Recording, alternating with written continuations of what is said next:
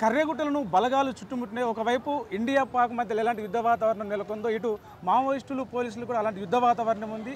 కర్రెగుట్టలో ఉన్నటువంటి నక్సలైట్ను పూర్తిగా అణిచివేసే దిశగా ఏరివేసే దిశగా బలగాలు ముందుకే వెళ్తూ ఉన్నాయి. మొత్తం మావోయిస్టులు అంతం చేస్తామని మరోవైపు కేంద్ర హోంమంత్రి అమిత్ షా ప్రకటన చేస్తున్నాడు. ఈ విషయం మీద మనతో మాట్లాడడానికి అరుణోదయ విమలక్క ఉన్నారు. అక్కడ చెప్పండి, ఏమంటారు మీరు? అట కర్రెగుట్ట మొత్తం చుట్టుముట్టిన బలగాలు అసలు వారిని అణిచివేసే దిశగానే ముందుకెళ్తా ఉండేది.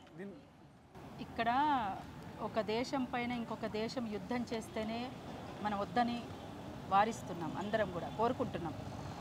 ఈ యుద్ధాలు అనేటివే వద్దని. ప్రజల మీద యుద్ధం ఏంది?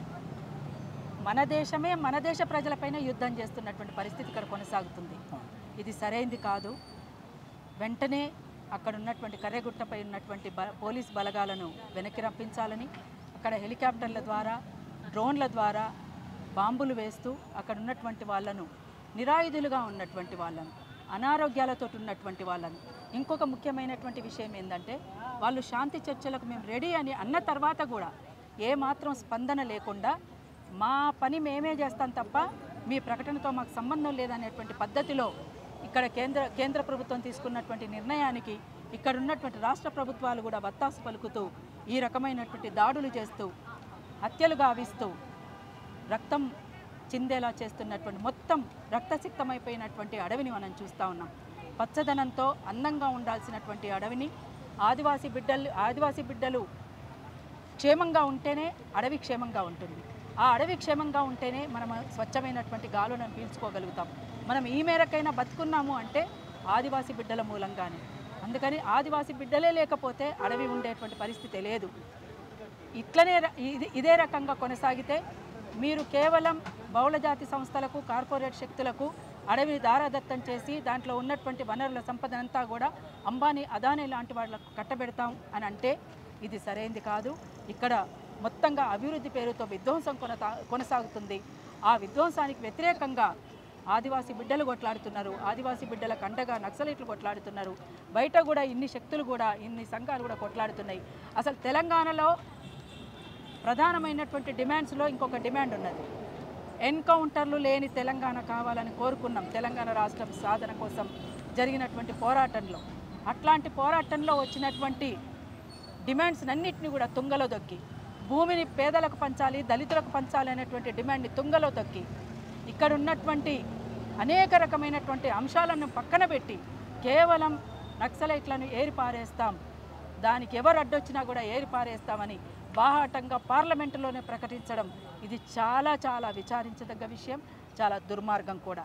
అందుకనే వెంటనే ఆపాలని చెప్పేసి వాళ్ళు పెట్టినటువంటి శాంతి చర్చలకు మేము సిద్ధము అని పెట్టినటువంటి ఆ లెటర్కి ప్రభుత్వాలు వెంటనే స్పందించాలని, చర్చలకు సిద్ధం కావాలని చెప్పేసి మేము కోరుతాము. ఒకవైపు దాడులు జరుగుతూ ఉన్నాయి, ఎన్కౌంటర్లు బూడకపు ఎన్కౌంటర్లు చేస్తూ ఉన్నారు, మరోవైపు నక్సలైట్లు లొంగిపోతూ ఉన్నారు. ఇట్లా చూసుకుంటే నక్సలైట్ల బలం తగ్గిపోతుందా? నక్సలైట్ ఉద్యమం ప్రమాదంలో ఉందనుకోవచ్చా? నక్సలైట్ల ఉద్యమం తగ్గిపోతుందా అంటే, దోపిడీ ఉన్నంత వరకు ఆ ఉద్యమం ఉంటుంది, పీడన ఉన్నంత వరకు ఆ ఉద్యమం ఉంటుంది, అణిచివేత ఉన్నంత వరకు ఆ ఉద్యమం ఉంటుంది.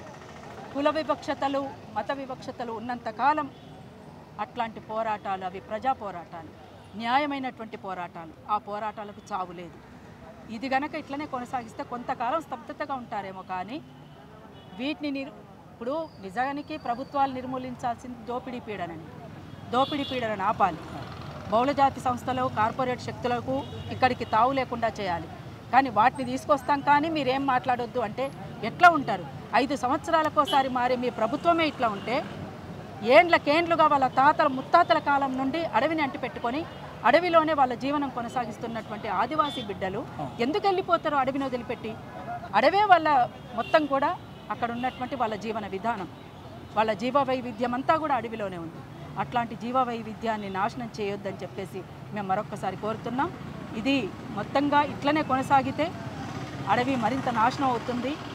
ప్రకృతిలో ఇప్పటికే చాలా మార్పులు వస్తున్నాయి, పర్యావరణంలో మార్పులు వస్తున్నాయి. ఈ రకంగా ఇప్పుడే ఉక్కపోత, ఇప్పుడే వర్షం, ఇప్పుడే వడగళ్ళు, ఇప్పుడే ఇట్లా ఈ రకమైనటువంటి మార్పులకు కారణం మానవ తప్పిదమే. మానవ తప్పిదం అంటే ప్రభుత్వాల తప్పిదం. ప్రభుత్వాలు నేరం చేస్తున్నాయి. నేరం చేస్తున్నటువంటి ప్రభుత్వాలు శిక్షించడానికి ఇక్కడ ఉన్నటువంటి కోర్టులు నిజంగా ప్రజల పక్షాన ఉంటే గనక ఆ ప్రభుత్వాలు తప్పు చేస్తున్నాయి కనుక తప్పు చేస్తున్న ప్రభుత్వాన్ని శిక్షించడానికి కోర్టులు సిద్ధంగా ఉండాల్సినటువంటి అవసరం ఉంటుందని ఒక ప్రజా ఉద్యమకారిణిగా ప్రజా కళాకారిణిగా కోరుకుంటున్నాను. ప్రపంచంలో ఏ మూల ఏ క్షణం ఏం జరుగుతుందో వేగంగా తెలుసుకోవడానికి తొలి వెలుగు వాట్సాప్ ఛానల్ని ఫాలో చేయండి.